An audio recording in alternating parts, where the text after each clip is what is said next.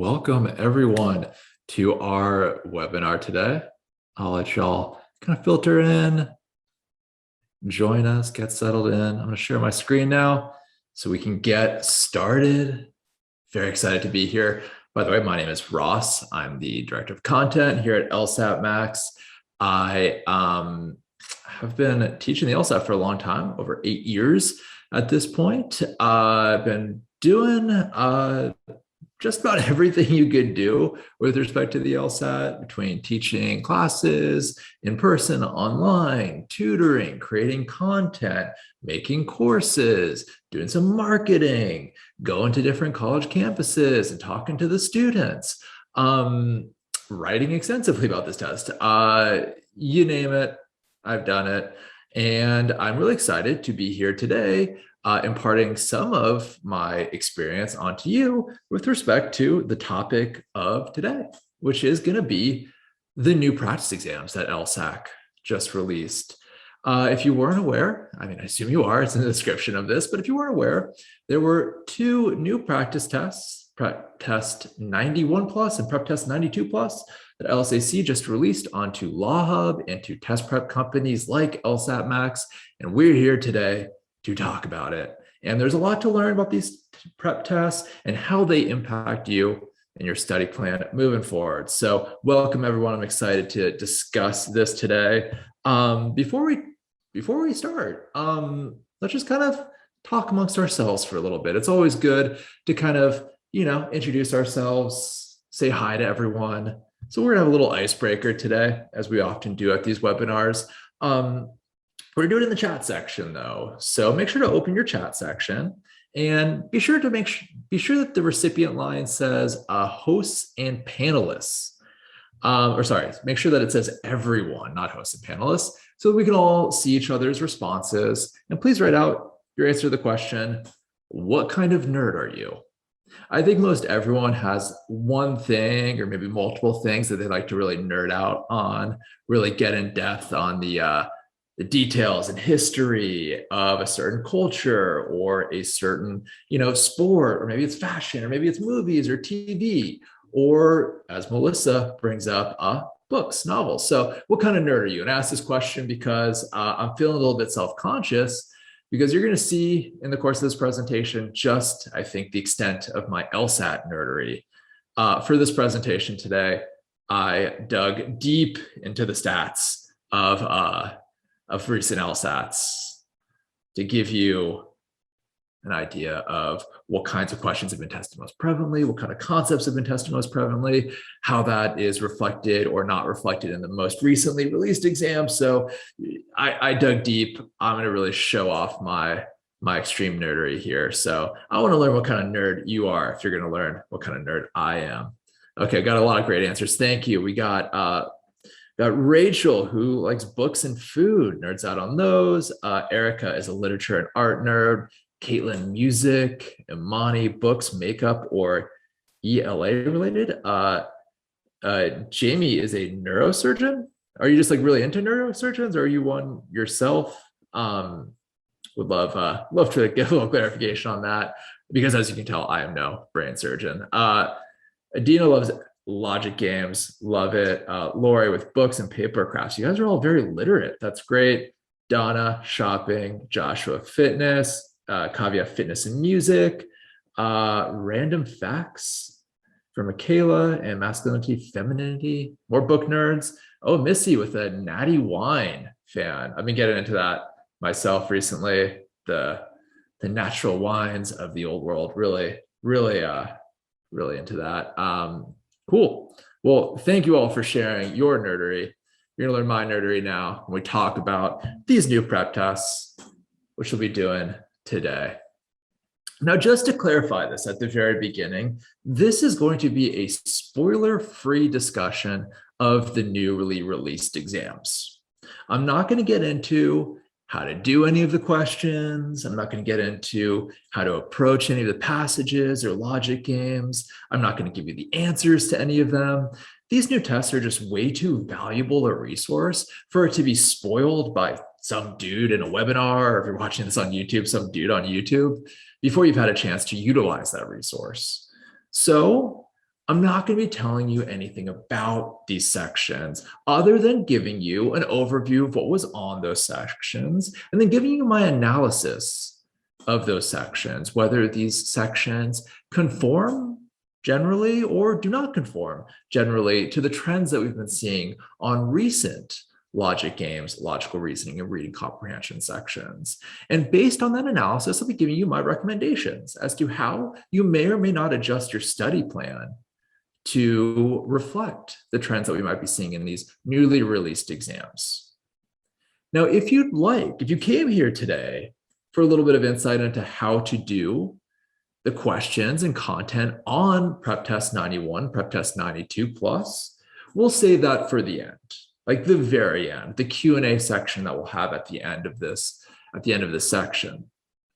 So please, if you do have something you'd like to go over in either of these exams, I'll do it at the very end. I'll issue a spoiler warning so that once we start going over it, anyone who hasn't had a chance to do either of these exams yet will have the opportunity to leave the webinar, turn off the YouTube video so that they don't have this content spoiled for them, because they're going to want to use these exams to eventually prepare for the test that you want to take. So just let me know in the Q&A section. Make sure to write your questions there and not in the chat section. I'll probably lose that question in the chat section. So make sure to write it out in the Q&A section so I can access it at the end of this webinar. We'll do that Q&A section. Before we do that Q&A section though, I do want to give everyone here my final recommendations based on the trends that we're seeing in these recently released prep tests. I'm going to recommend 10 practice tests that we think are the best practice tests to save for the weeks before your LSAT. We're going to also talk about how to take these tests and how to score these tests. That's because the way that the LSAT gets delivered and the way it gets scored has changed recently. So we're going to clarify how you should take these tests so it reflects the test day experience you'll have, and how to score these tests to give you a better prediction of what your likely score would be on the actual exam. So got a lot to cover today, a lot of new information to dive into. So let's get started. Part one, let's talk about the background of these released exams. So here, historically, we should know that LSAC, the people who write and administer this test, if you're not already aware, it's the people you have an account with, you kind of sign in with them, sign up to the LSAT through them. Anyway, they released historically 3 new practice tests every single year. They've been doing that since 1991. And it's really kind of amazing. There's tons of advantages to releasing this many practice tests. I know I have colleagues at this company who do what I do, but for the bar exam or the GRE, that would love it if those institutions released as many prep tests and as much content as LSAC releases.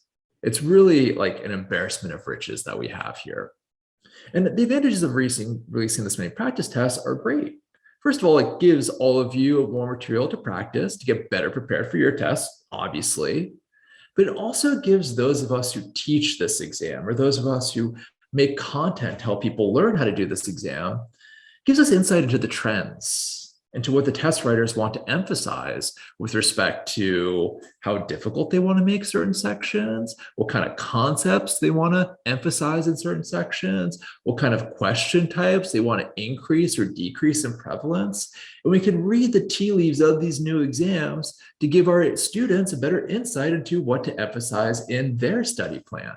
We obviously want our students, to study the highest yield content, the content that gets tested most on the LSAT, the most, so that you can earn the most points and not waste your time studying things that are not likely to yield you many points.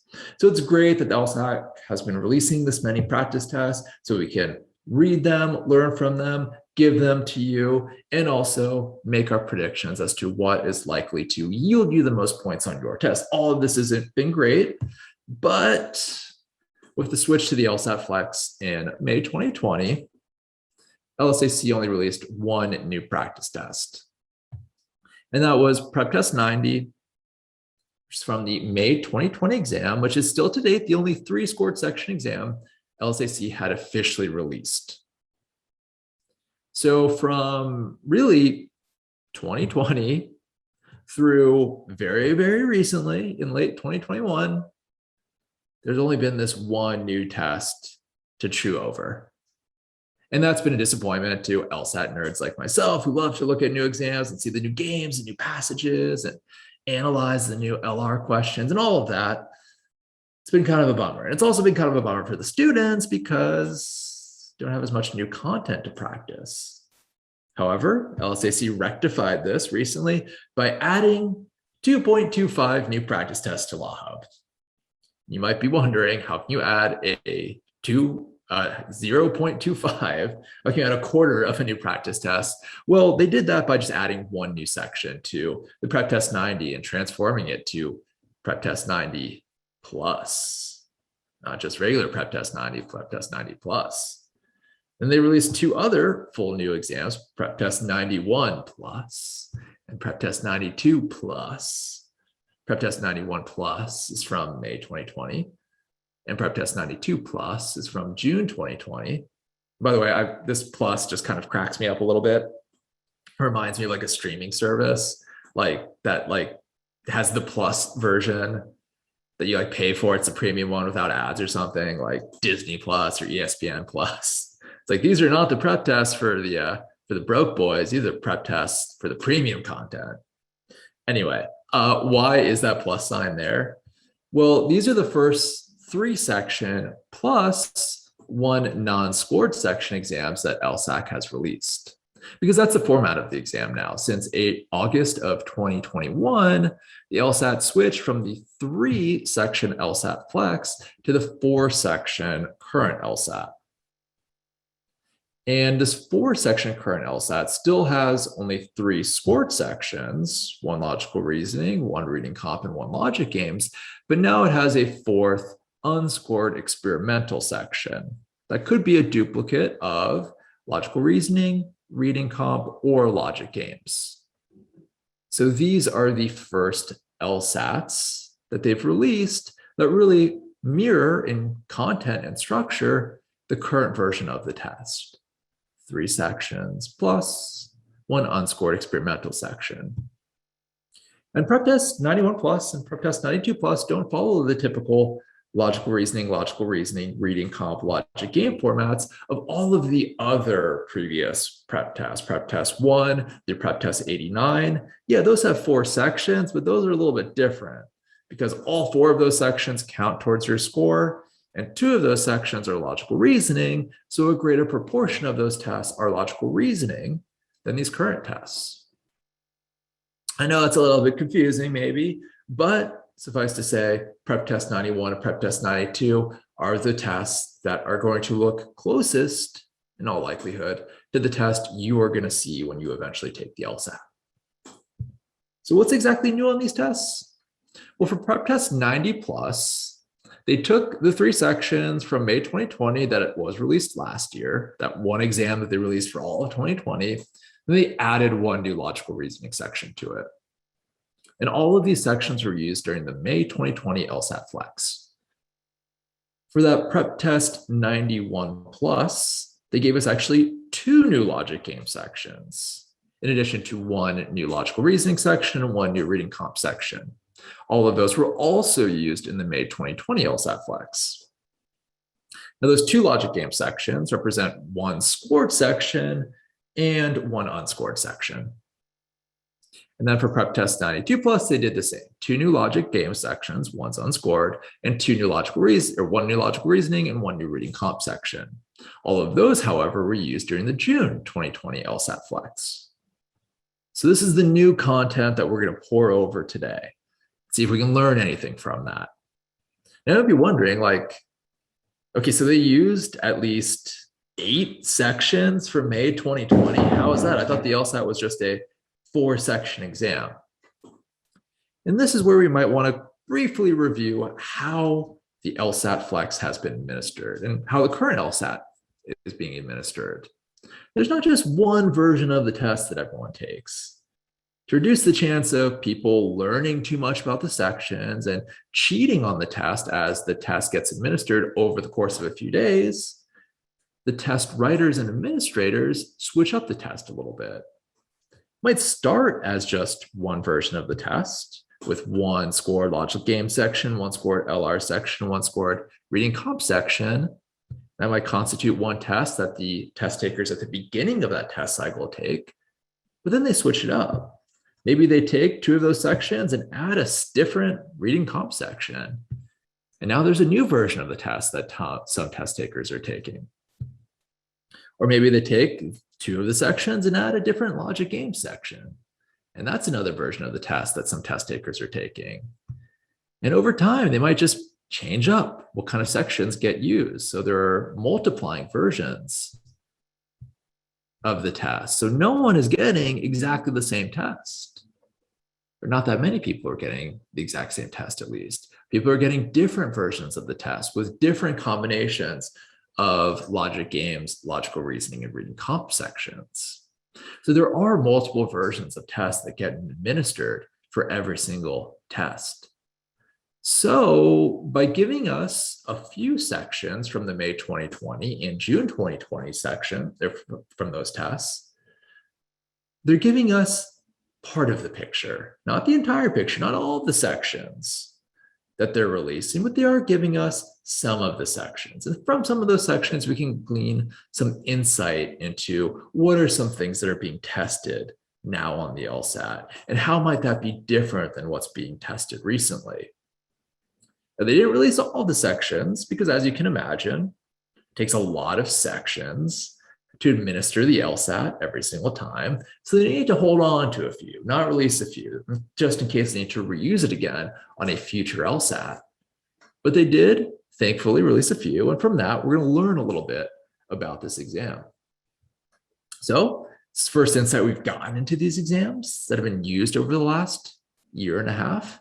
And it's our first chance to guess what's likely to be tested on future exams. That's exactly what we're going to do for the remainder of this webinar.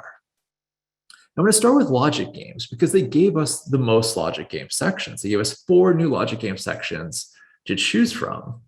So let's take a look at these logic game sections and try to see if we can figure out how these logic game sections were similar to recent logic game sections and how they might have been different from recent logic game sections in order to formulate a plan for you. I also want to start with logic games because in a lot of ways, logic games are the easiest tea leaves to read on the LSAT.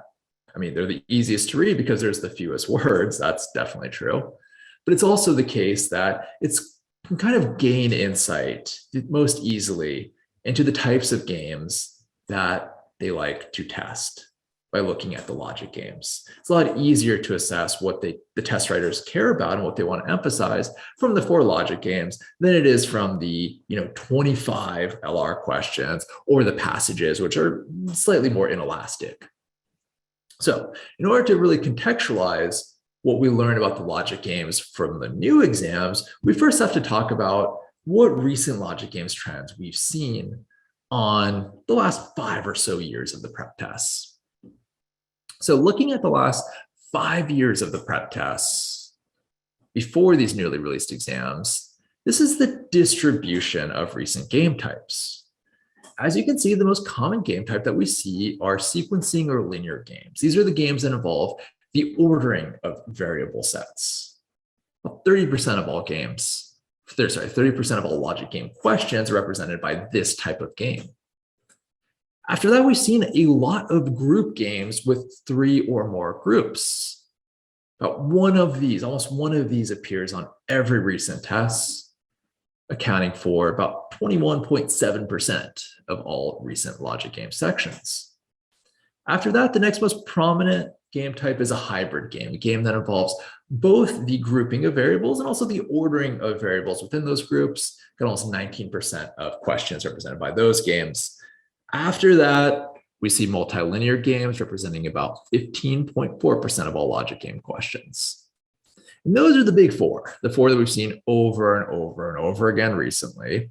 The rest of the games, in-out games, games in which we're just forming one group, an in-group, or group games with just 2 groups, or what we call lost boy games, games that involve neither the ordering nor grouping of players. Those have been significantly de-emphasized on recent tests. We've really seen mostly the big 4, linear, multilinear, group games with 3 or more groups, and hybrid games. Now, within those games, one concept on recent tests has been tested over and over and over again. It's really been an obsession of the test writers from the last few years of the prep tests. And these are group games in which players can go more than once. Now, in most of the games, whether we're ordering our variables or we're assigning our variables to groups, our variables go only once in our setup, which is nice. Let's say we're doing a group game and we knew variable A had to go into group X. We placed variable A in group X and we're done with variable A. Don't need to worry about it anymore. It's been placed, it's good. But an increasing number of group games on recent exams, placing variable A into group X doesn't necessarily end our inquiry into variable A. An increasing number of these games, variable A might be able to go into more groups than just group X. Might be able to go into group Y and Z as well. And as you can imagine, these games get a little complicated. You're not done when you put variable A in group X. You still have to worry about variable A. And because it's been kind of difficult to do these games, they've been testing it over and over again. There's been almost one of these games on every recent prep test, and the prep test from the 80s, prep test 80 to 89. We see two of them in prep test 89. We see one of them in prep test 88 and 87, 86, 84, and so on. There's been a lot of these types of games. And that's been kind of the number one trend, repeating variables on group games on recent exams. What other trends have we seen on recent exams? Well, when it comes to actually strategies that are useful for solving these games, it's been all about scenarios, scenarios, scenarios. Making scenarios has been a hugely, hugely beneficial way to solve these games. Now, it used to be when they'd write a game, they'd make the game kind of solvable with the rules. There'd be easy ways, or at least somewhat easy ways, to see how the rules intersect and can be used to lead to deductions that will answer the questions for you. But the ways in which the rules intersect and lead to deductions is increasingly hard to determine. So making scenarios has been a valuable alternative to solving these games. Rather than just making these absolute deductions, you play with the game, you see how it can play out in a few different outcomes, and that has been the most effective solution for these games. In fact, when we look at the last 5 years of the test, we think that making scenarios has been not terribly helpful on only 10% of all logic games questions. We think it's been at least somewhat helpful on 26% of logic game questions, but we think it's been either quite helpful or extremely helpful on 64% of logic games questions. Over half, well over half of the questions we think are aided significantly with scenarios.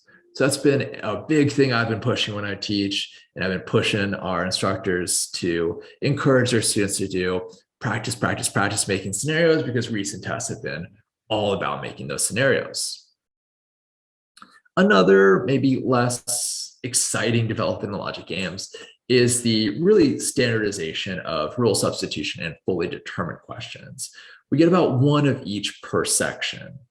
Rule substitution questions are the questions that ask you to take out a rule from the game and pick the answer choice that would do the exact same thing as that rule we've just taken out.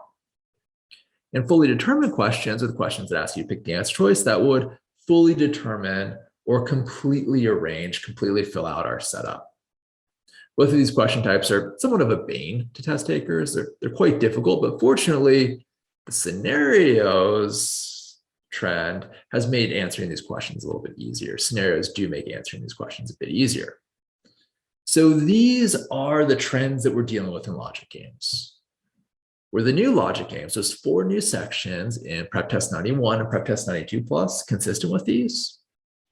Well, I, as any LSAT nerd would do, gleefully opened up these new sections, starting with Prep Test 91, the first logic game sections there, to take a look at it.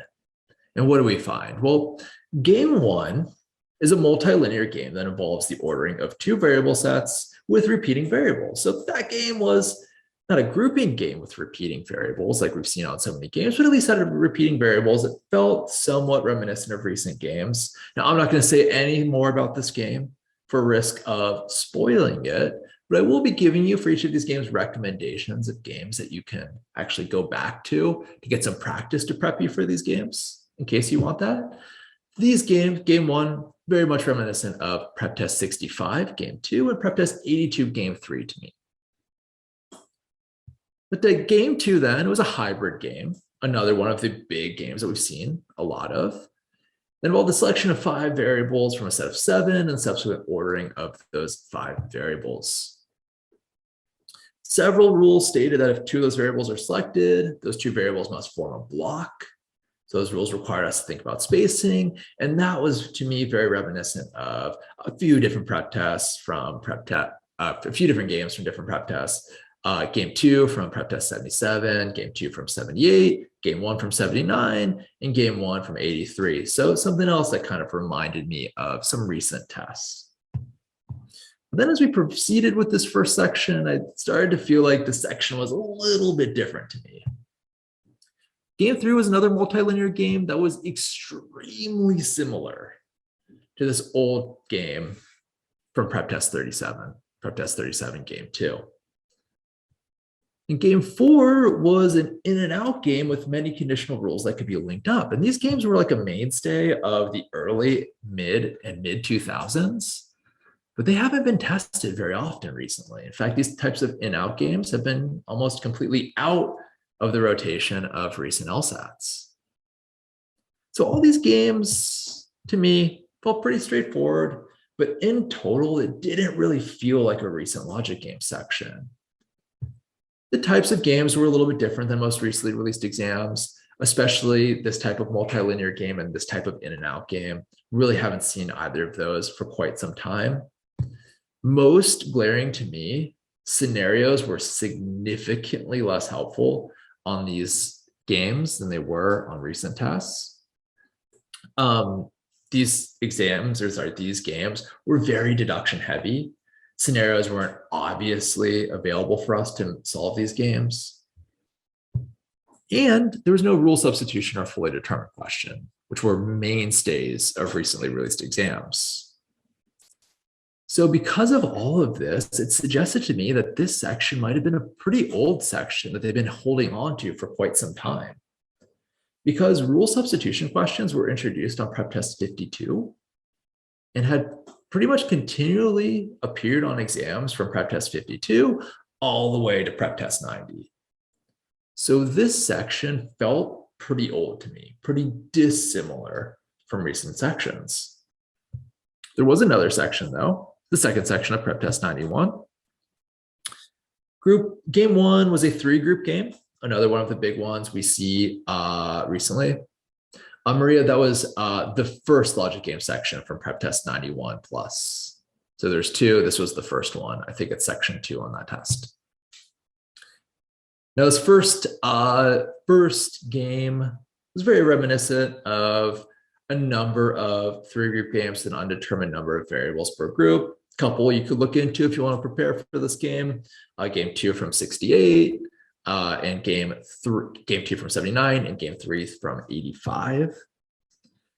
Game 2 was a linear game that involved the ordering of 3 repeating variables over 6 slots. So repeating variables, not in the context of a group game like we've seen recently, but at least it was dealing with repeating variables and distributions, one of the concepts we've seen on a lot of recent tests, but a little bit more similar.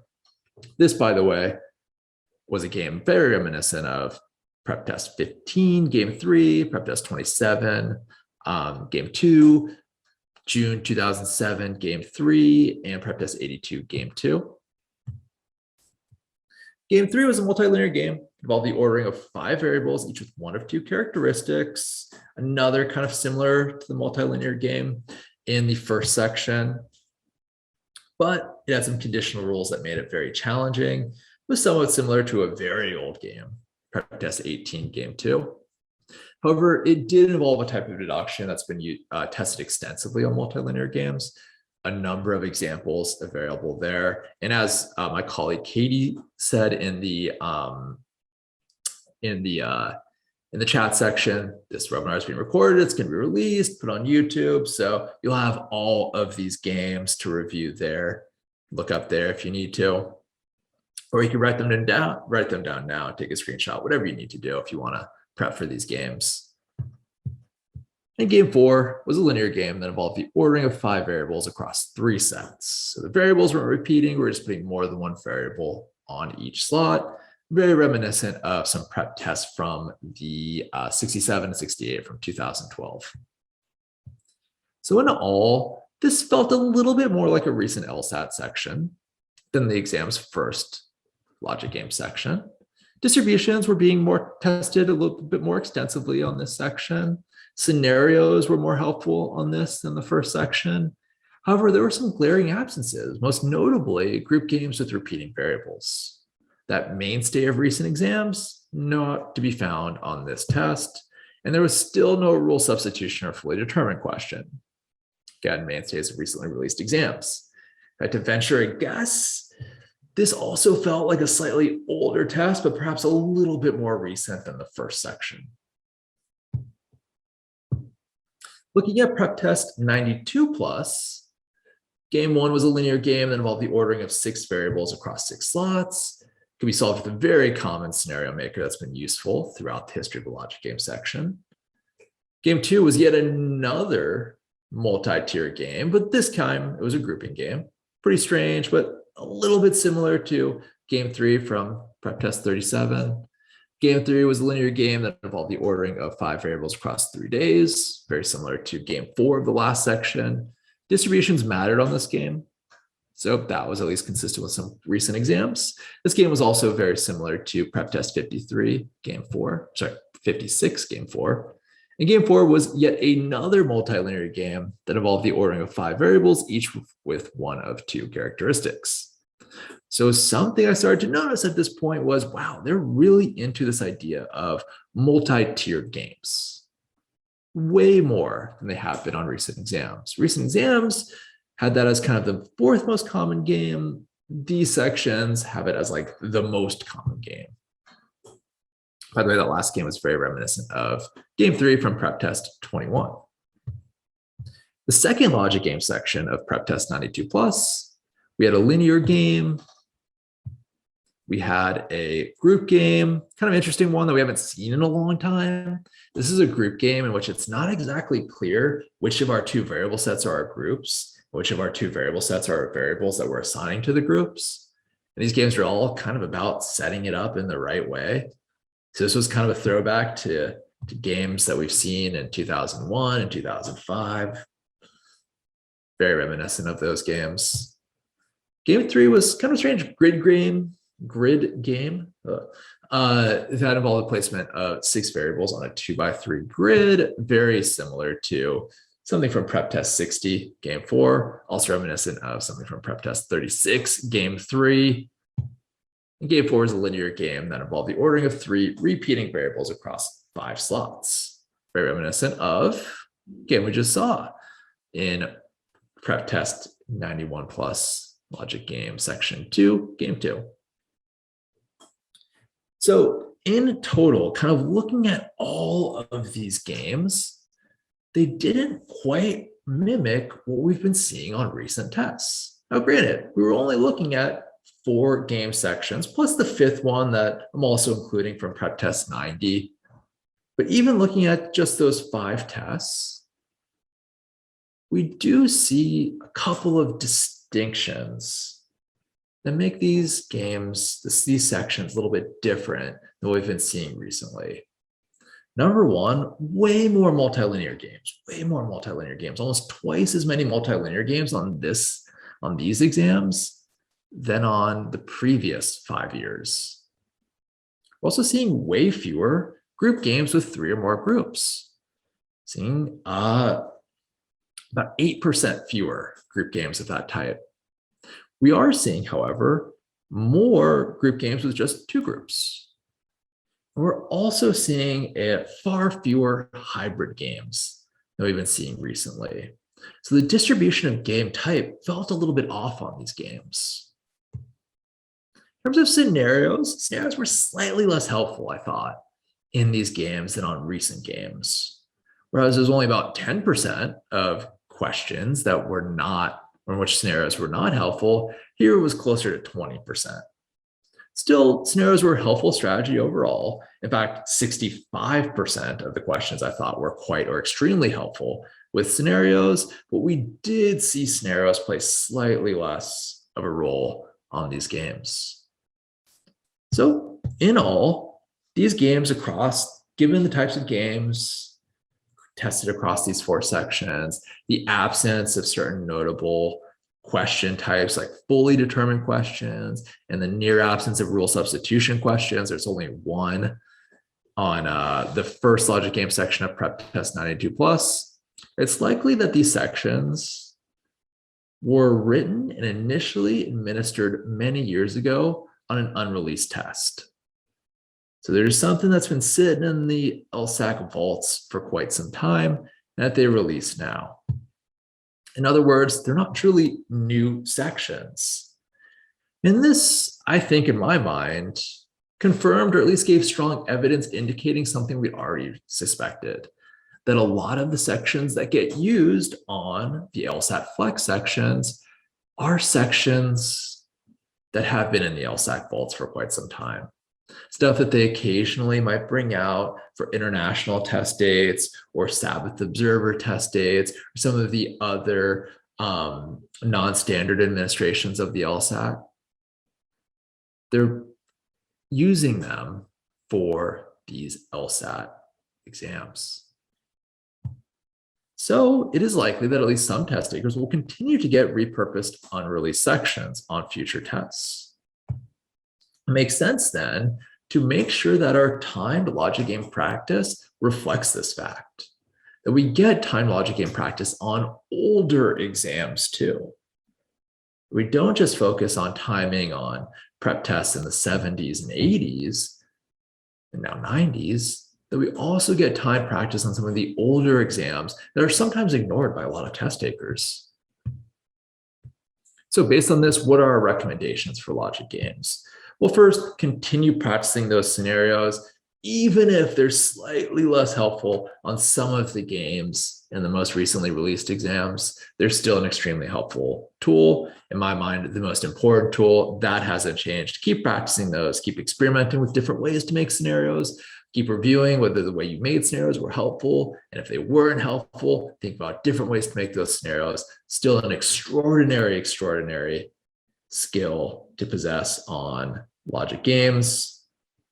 Hugely helpful and something I would encourage you to do. And if you need a little practice doing that, well, just a couple months ago, we had a scenarios webinar. It's on YouTube right now. You can look that up, talk all about it to get you a start on that. Other thing we would recommend, these tests also featured many linear games with repeating variables. So it seems like the emphasis was taken away from group games with repeating variables and replaced with linear games with repeating variables. So we really want to start practicing those games. And here are some games for you to practice that involve a linear game with repeating variables. We got prep test 15, game 3, prep test 27, prep test, I think that's game 2, prep test June 2007, game 3, prep test 65, game 2, prep test 82, game 3. A couple of things for you to do. Now, as we saw, these recent exams really increased the prevalence of multilinear games. Although it's always been a prominent game type, it was especially prominent on these recent tests. So I think it's a good idea to get super well prepared with these games. Finally, and this goes back to what we were just talking about, it seemed like these sections might have been slightly older sections, at least some of them might have been older sections. Don't ignore the older practice tests for getting timed full logic game sections or for using as full practice tests. So what I would recommend is do at least 2 full practice tests or 2 full timed logic game sections from each of the following. 2 full practice tests or 2 full timed LG sections from prep test 20 to 29, from prep test 30 to 39, from prep test 40 to 49, and from prep test 50 to 59. These are prep tests that a lot of test takers think are not terribly helpful or relevant to their practice when they're preparing to take a new practice test. But as we saw when we were reviewing all those recently released logic games, a lot of them had antecedents in prep tests from the 20s and 30s and 40s and 50s. So making sure you're getting at least 2 full practice tests from each of those ranges will help you be even more prepared to tackle the games that you might get on your section, especially if, as you suspect of these recently released sections, they're an older section. So that is what we are recommending for these logic games. Does anyone have any questions about any of this? Any points of clarification? Give you time to ask in the chat section or Q&A section. If we're all okay, we can keep going on to logical reasoning.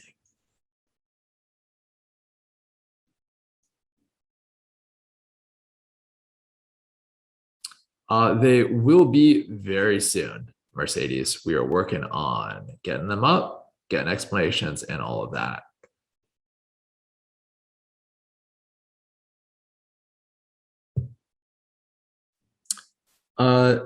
Nilufar just needs some help, tips to speed up on logic games.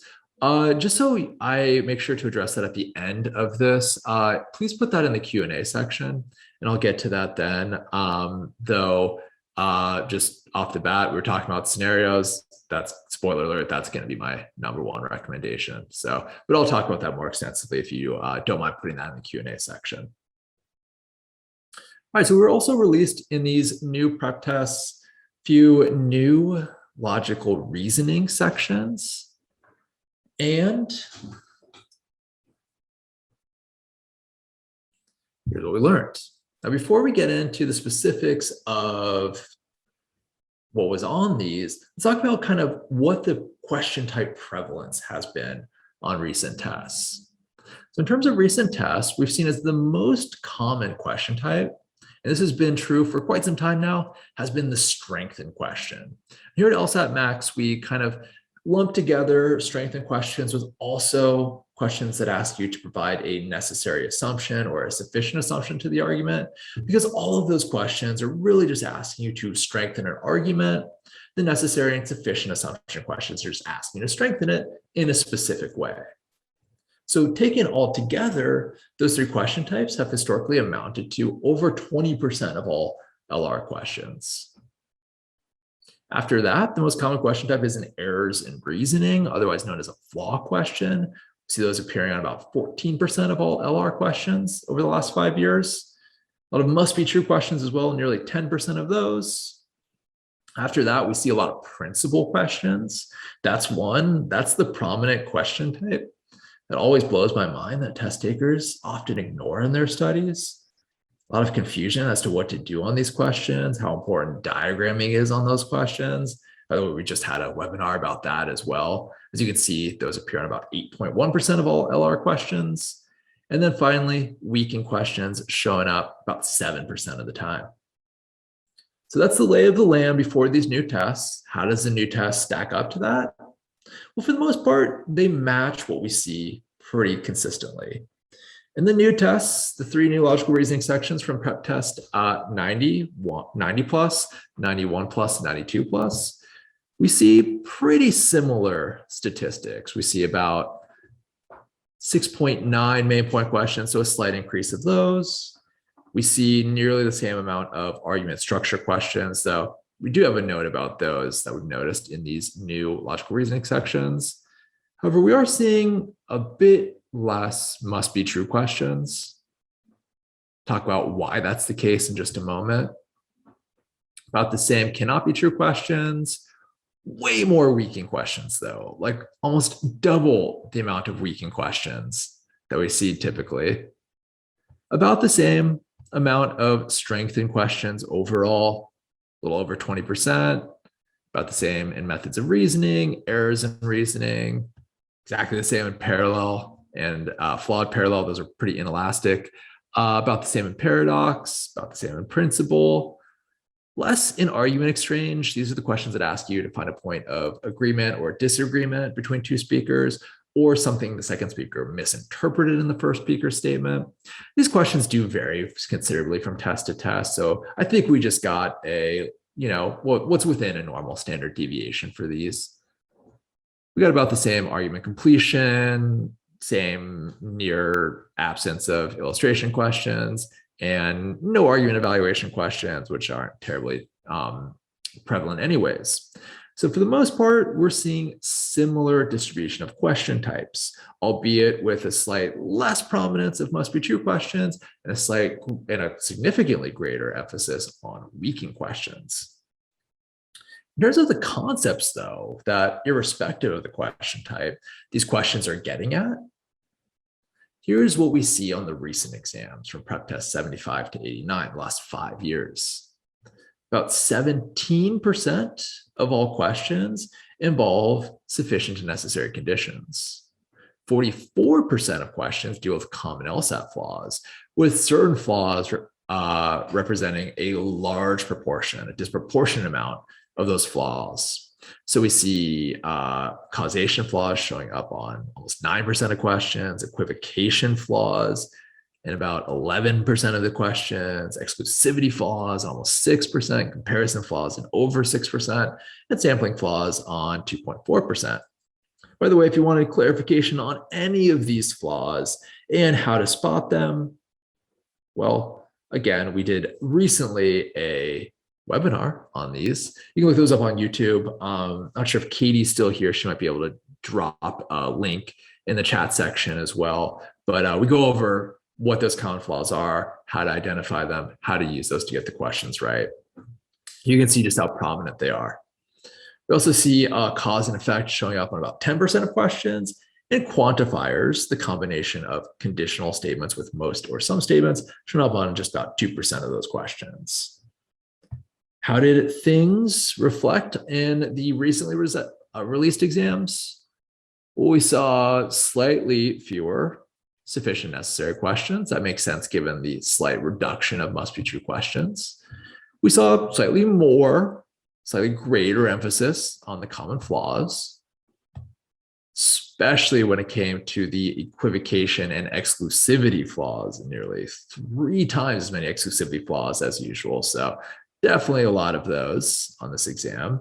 Also, many, many comparison flaws and slightly more sampling flaws.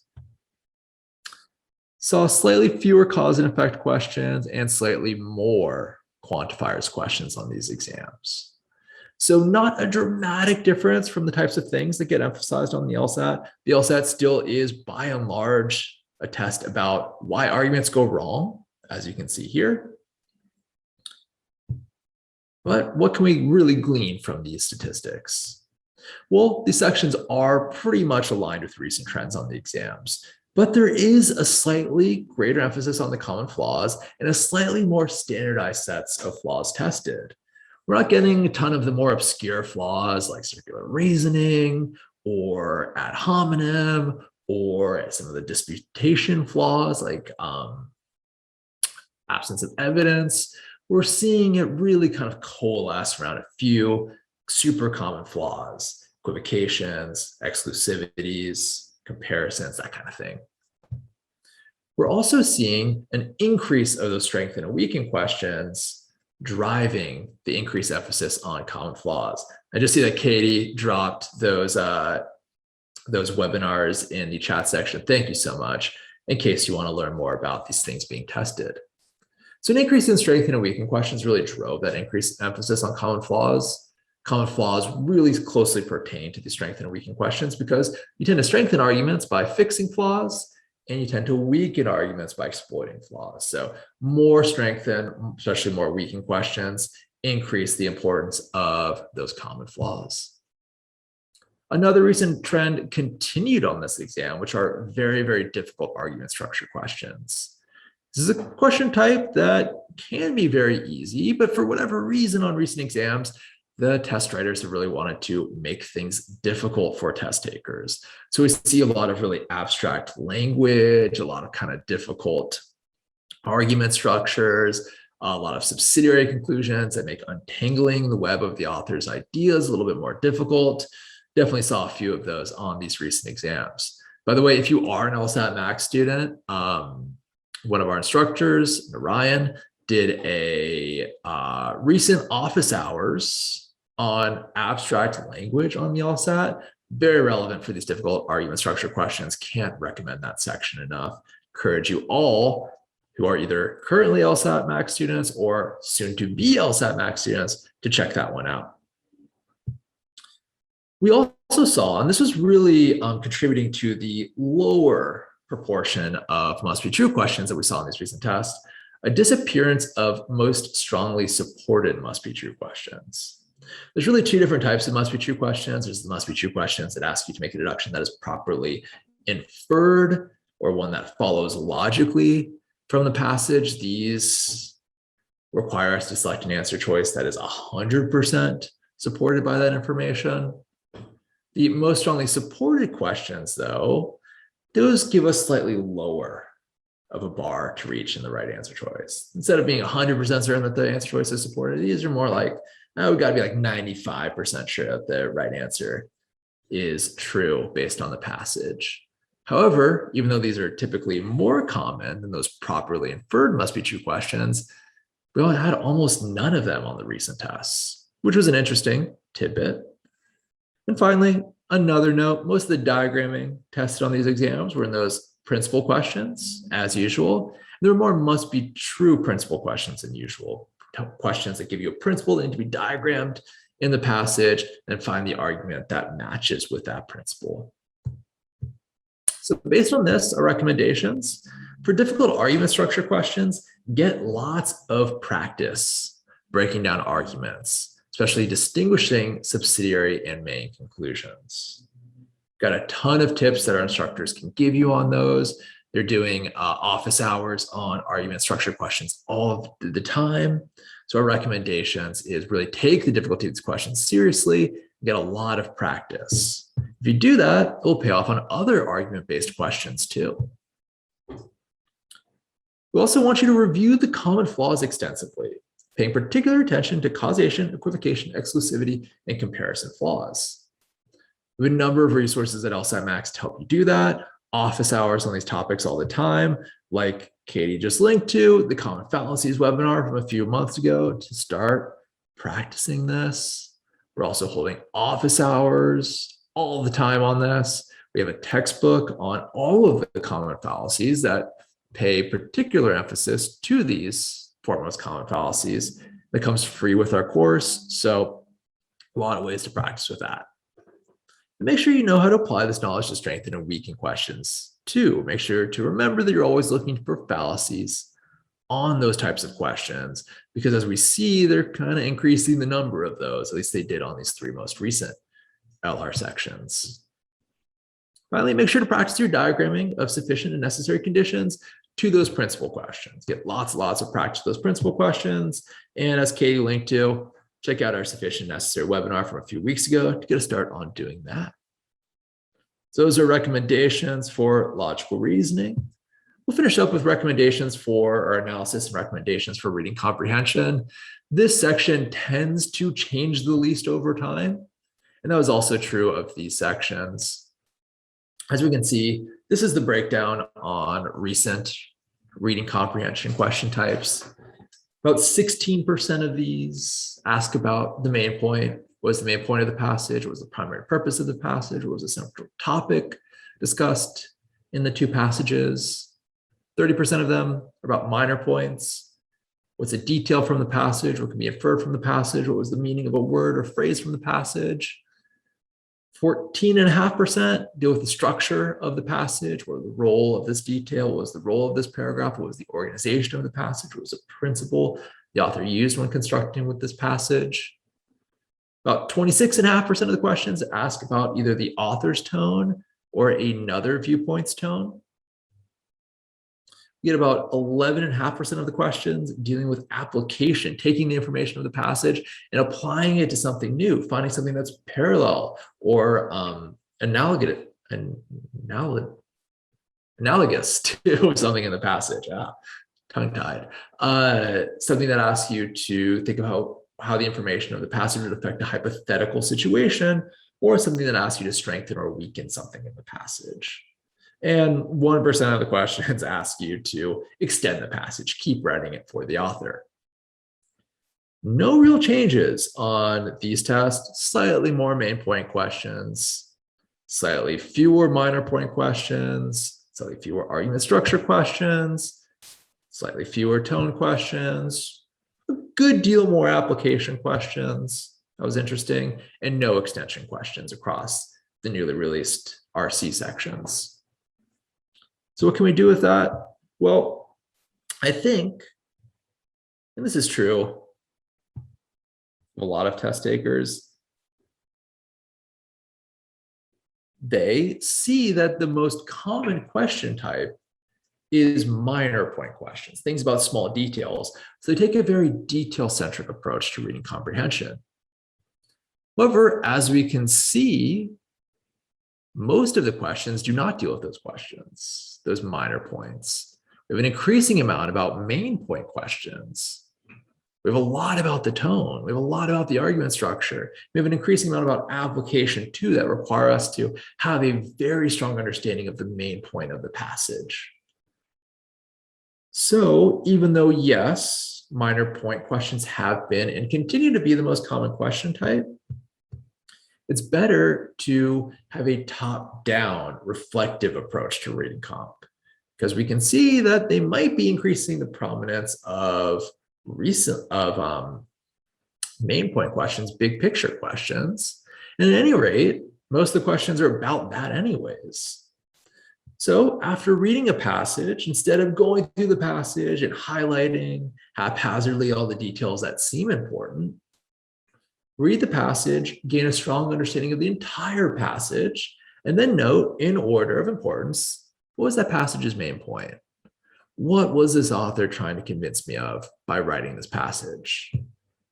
What were the author's opinions, if any? In many passages, we have an author who's very opinionated. They have criticisms of another person's view. They're attempting to reconcile two disparate views. Might have real admiration for the subject. They might have some reservations about the subject. Make sure you're noting all those opinions for those many tone questions. Make sure you note the role of each paragraph. Okay, now that I've seen the whole picture, what was each paragraph doing? Which paragraphs were the author offering the conclusion, and which paragraphs were the author supporting that? Which paragraphs were discussing other viewpoints? Which paragraphs were criticizing other viewpoints? But the roles of each paragraph follows argument structure questions. And then once you have a clear understanding of the main point of the author's opinion and the role of each paragraph, then you're going to be better equipped to really know what were those important details from each paragraph. So taking that top-down approach can not only better prepare you for most of the questions, which deal with the main point and tone and argument structure and application of those to other situations, but then you're going to be better equipped to know what are those important details for the minor point questions as well. We also think it's a good idea to develop a reliable system for application questions, because these can be challenging. And as we saw in these sections, these can be particularly prevalent. We saw an increase in these number of questions, particularly the analogy questions, the questions that ask you to take information from the passage and find something analogous to that information. To do that, practice articulating a slogan that includes what you're looking for on these questions. Far too often, we see test takers go into the answer choices on these types of questions without any clear formulation of what they're looking for. And it makes it really hard to assess the answer choices. You should practice actually writing down a statement or writing down a few key pieces of information that you're looking at those answer choices so you can better assess them. Finally, get most of your RC practice in prep test 60 and above. This is where RC really started to develop in the current, slightly more difficult version. And those will be the most representative for the passages from recent exams and also the practices or the passages we saw released on these 3 exams. So that's what we learned from these sections. Now, based on all of that, I just want to make a few final recommendations. First thing I want to recommend are the 10 practice tests to take in the weeks before your exam. Given everything we've learned from these recently released exams, and also from the 5 years of the most recent exams, we think these are the 10 practice tests that are going to be the most reflective, the most representative of the test you will eventually take. So we recommend saving these exams for the weeks before your tests so you can get that really accurate prediction, that really helpful practice for your eventual test. So the first one, prep test 68 from December 2012, very similar games, similarly difficult passages. We think that is going to be one from the prep test 60s that will prepare you well. We also recommend saving prep test 79 from September 2016. Very similar games to what we saw on the most recently released exams. Prep test 84 has very similar games. Prep test 85 has a very similar distribution of logical reasoning questions, especially emphasis on flaws.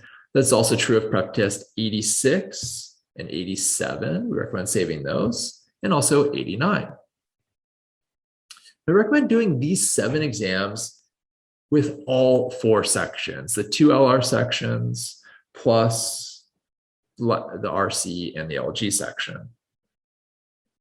Once you start taking the prep tests in the 90s, we recommend switching things up a little bit. For prep test 90, we think you should take 3 sections: logical reasoning, reading comp, and logic games from prep test 90, not prep test 90 plus, but just the regular old prep test 90. We think you should take another reading comprehension section from a different exam and add that to prep test 90. So you're doing those 4 sections. This is because on your test, you might get a second reading comp section as your experimental unscored section. And for some test takers, this can be really fatiguing. So you should get a little bit of experience doing an exam with 2 reading comp sections, just in case you get that on your test. So for prep test 90, take the 3 sections and then add a second reading comp section. Finally, recommend taking prep test 91 plus, which you'll recall has 1 LR, 1 RC, and 2 LG sections. And then prep test 92 plus, 2 LGs, 1 LR, 1 LG. 1 RC, excuse me. So these are the 10 practice tests we want you to take. We think these are going to be the best preparation for your tests. You'll get a experience taking a number of tests with 2 LR sections. You'll get at least 1 test with 2 RC sections. You have 2 tests with 2 LG sections.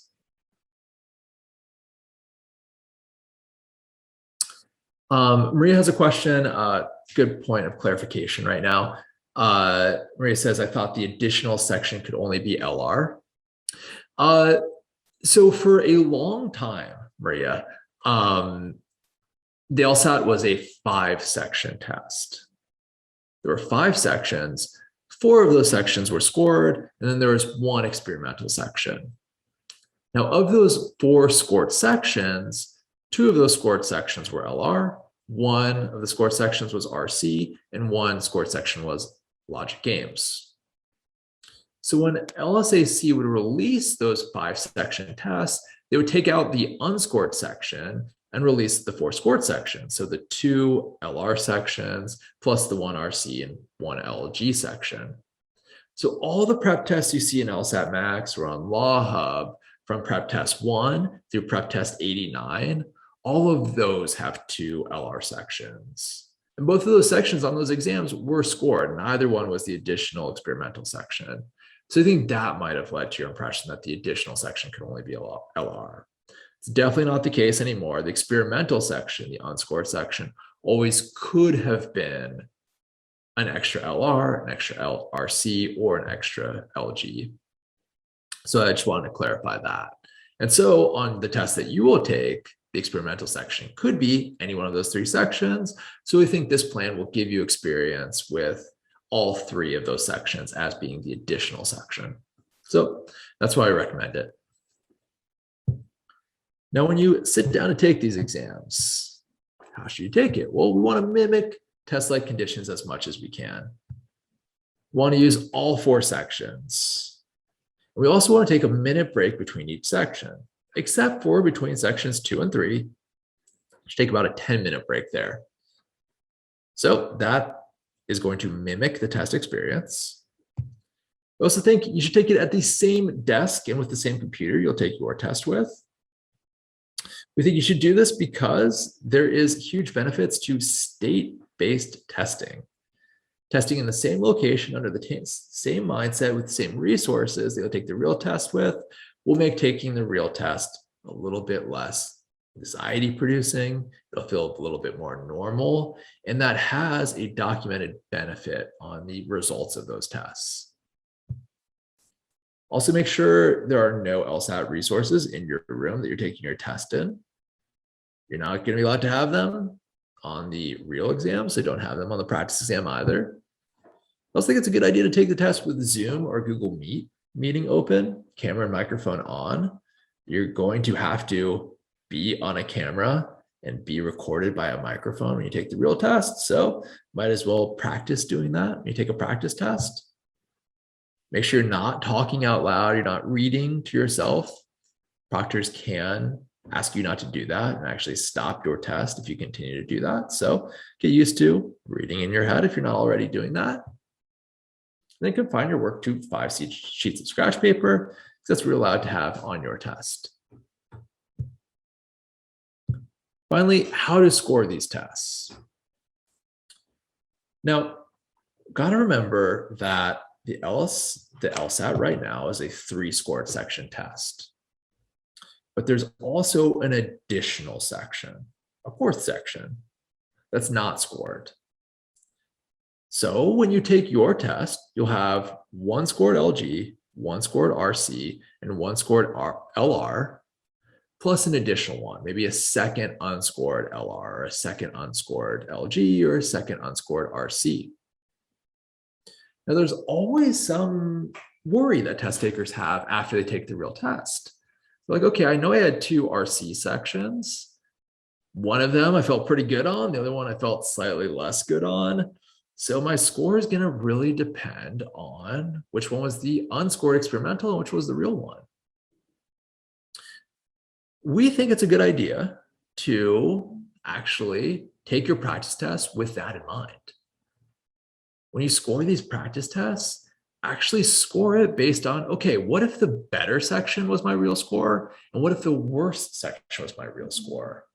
And from that, you'll get a score range that is a better predictor of what your actual abilities are, what your actual score will be. So here's how you do that. So for the prep tests other than prep test 90 through 92, these are the prep tests in which the second section, the duplicate section, is logical reasoning. First, add up your raw score on each individual section. So you're going to want to get adjusted raw score number 1 by adding up the first LR section, that raw score, the number of questions you got correct, number of questions you got correct on the reading comp section, and the number of questions you got on the logic game section. And because the score conversion chart for these tests are based on 4 scored sections, but we're only adding up the raw score from 3 scored sections, just take the number that you got when you added up those 3 raw scores from LR1, RC, and LG, just multiply that by 4/3, so you convert it back into a 4-section equivalent score. We're going to call that adjusted raw score number 1. And then do the same thing, but this time using the second logical reasoning section, the raw score you got from the second logical reasoning section as opposed to the first. Add that to the raw score you got on the RC and the raw score you got on LG. Again, multiply that by 4/3, and that'll give you adjusted raw score number 2. Then compare those adjusted raw scores to the score conversion chart for that exam. So let's say you were doing this from prep test 68, one of those recommended tests. If your adjusted raw score 1 was 86, your adjusted scale score based on the score conversion chart would be 168. By the way, LawHub has all of the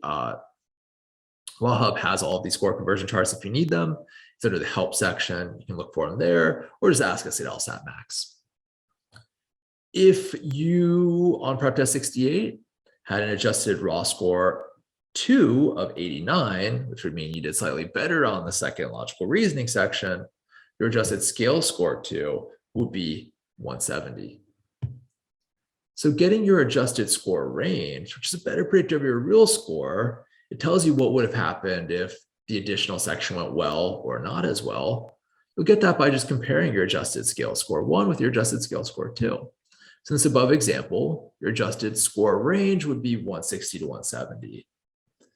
So rather than thinking, oh, the experimental was LR2, I got a 168, or thinking, oh, the experimental was LR1, I got a 170, you know, like these are the range of possibilities for how that test went. That way you can have a better idea of what the range of possibilities are likely to be on the real test. That's what we're going to do for prep tests prep tests before prep test 90. For prep test 90, where we're adding that additional second reading comp section, we'll do something similar, but this time you're adding up your raw score for each individual section, but you're getting the 2 different raw scores based on the 2 different RC sections.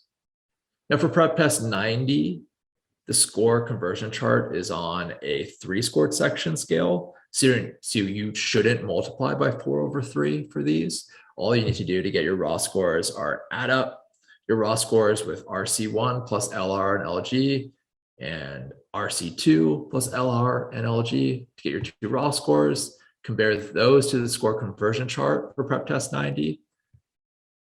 Your raw score 1 was 65. Your scaled score 1 would be 168 on that test. If your raw score 2 was 67, your scaled score 2 would be 170. So your score range would be 168 to 170. And then for prep test 91 and prep test 92, just do the same, but this time your raw scores are going to be for LG1 and LG2. LR plus RC plus LG1 gives raw score 1. LR plus RC plus LG2 gives you your raw score 2. Compare each of those raw scores to the score conversion chart for prep test 91 and use that to get your score range. And that'll give you a better predictor of your real score, taking into account the fact that there's going to be that experimental section. All right, so that is what we recommend based on what we've learned from these tests. Like we said at the top, these were new tests for the very first time in quite some time. And so we wanted to make sure that we are up to date. We're giving you recommendations based on what we know from recent exams. I hope you incorporate some of these recommendations. I hope you look into some of the resources we have to help you do that. If you're not already an LSATMax student, definitely want to encourage you to check us out in all of the ways we can help you effectuate these plans, whether you're doing it for 60 days, if you purchase LSATMax 60, whether you're doing it for 180 days, if you purchase LSATMax 180, or whether you do it for a full year with LSATMax 365, we have a ton of resources to help you get ready for the big test. And a bunch of ways to help you incorporate all of these recommendations. For one, we recommended doing a number of both older and newer prep tests. We have all of those prep tests. Not only that, you can do them multiple times if you need to. All of those prep tests and the opportunity to do them multiple times will give you a chance to get experience mastering those old games. Should the logic game section you get be an older game like they may have been on those recent exams.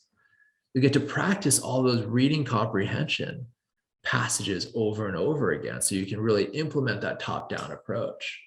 You can practice those logical reasoning questions so you can get better at identifying the fallacies that are only getting more important on these recently released tests.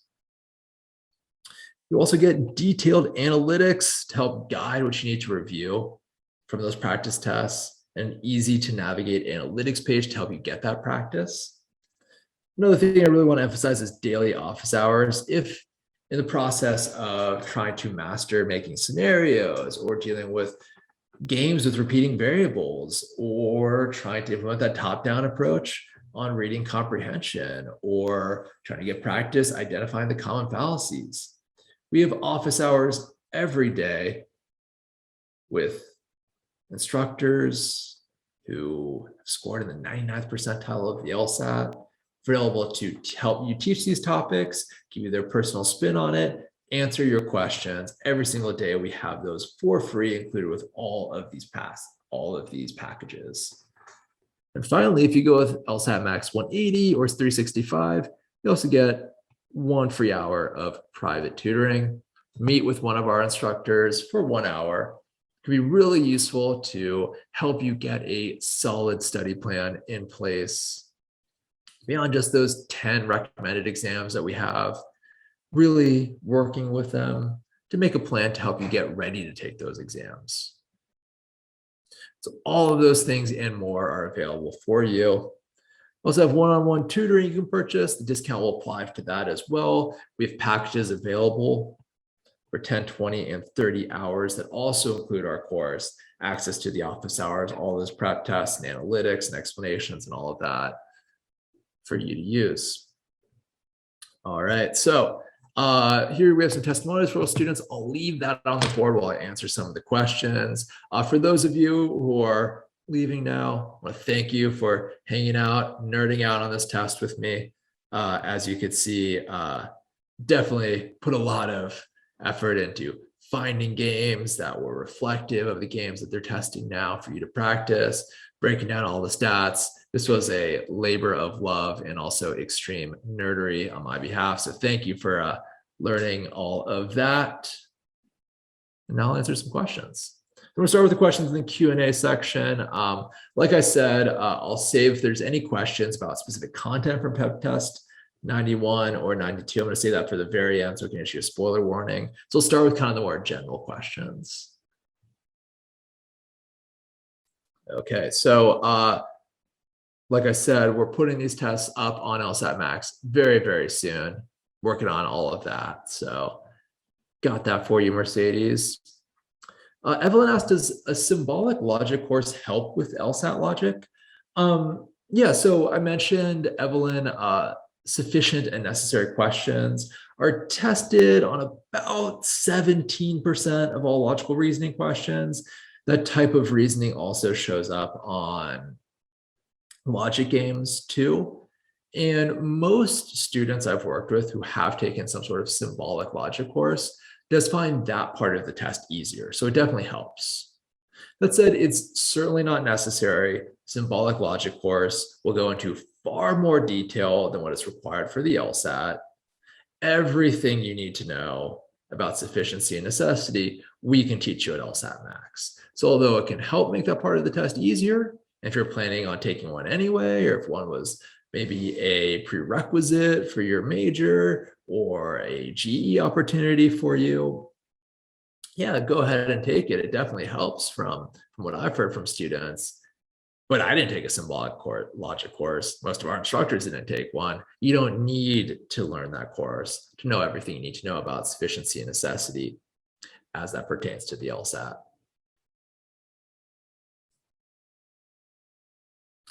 I'll get to your question, Nilafar, in just a second. Got a couple quick ones. Anonymous, this will be sent to everyone who attended the event. It'll also be posted on YouTube in a few days, so you'll see it there. Okay, so let's see, Nilafar.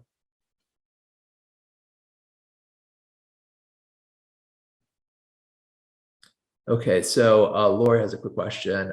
You mentioned the different Practice tests that students can use for practice.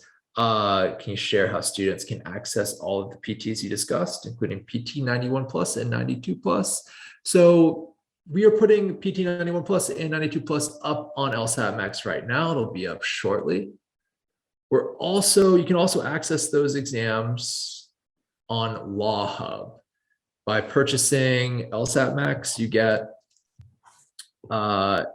membership to something called LSAT Prep Plus. This gives you access to Law Hub at lawhub.lsac.edu. Or org. And there you'll have all of these exams, including Prep Test 91 and Prep Test 92 plus. All exams, Prep Test 1 through Prep Test 90 are on LSATMax.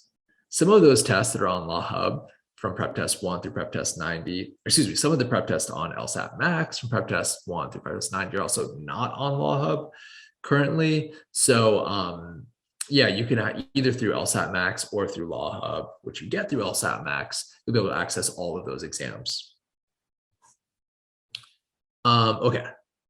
So Nilafar asks, can you give us some golden tips to improve the pace with logic games? Let's say we're already good at setting up the games and writing down rules following LSATMax instructions.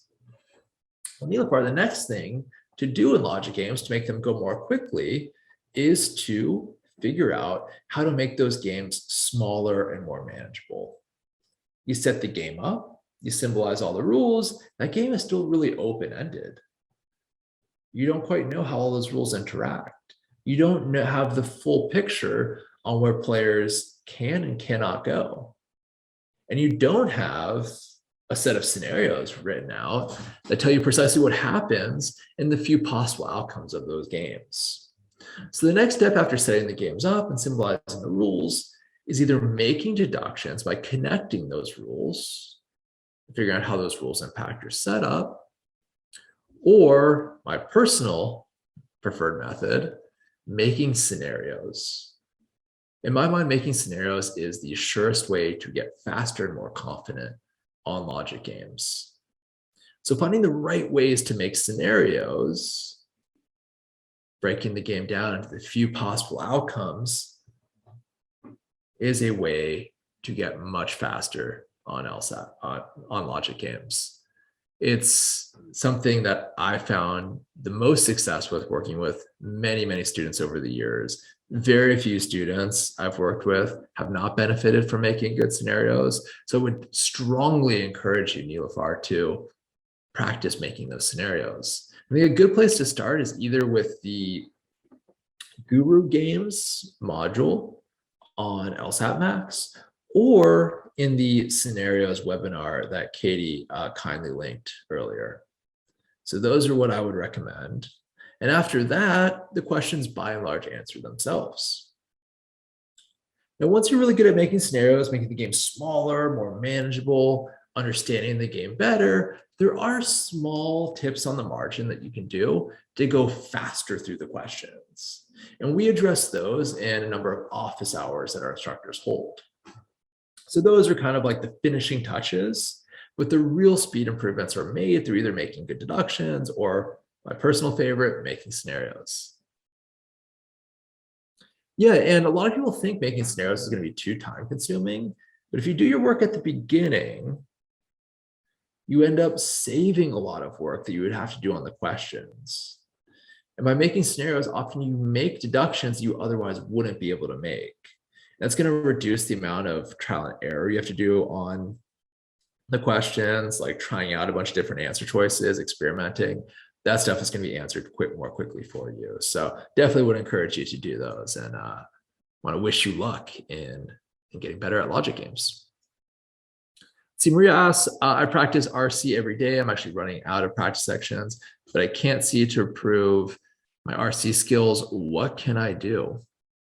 Well, Maria, I would actually kind of reflect on what is going well in reading comp and what's not going as well.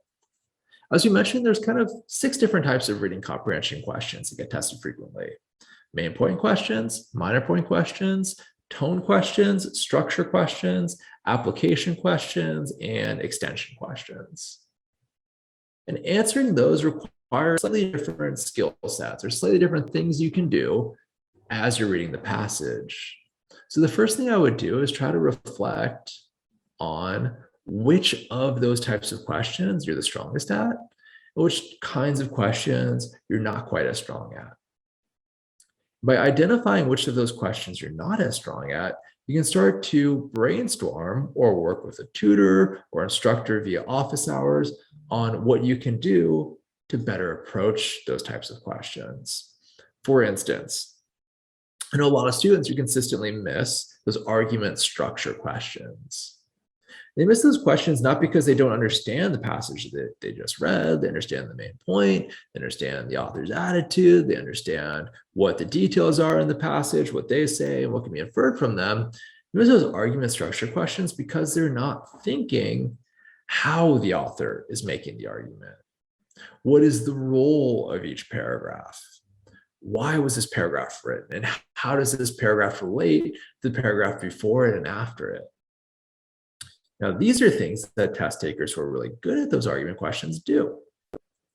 So what you can do if, for instance, that's the type of question you're missing consistently is incorporate as part of your annotation of the passage, the role of each paragraph.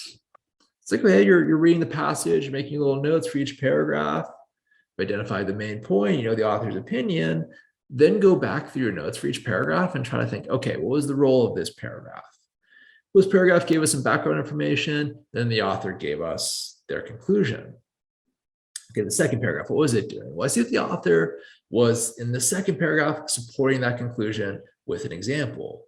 Okay, in this third paragraph, the author was continuing to support the conclusion with another example. And in this last paragraph, the author was talking about a potential objection to the conclusion and rebutting that objection, adding that to help you answer those argument structure questions.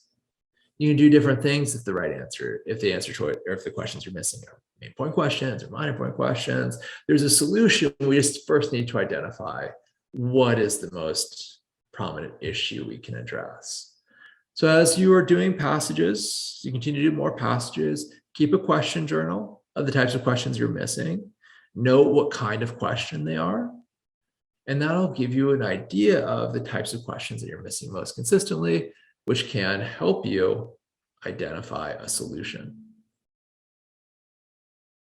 All right, I believe that's all the questions. So that is going to do it for us today.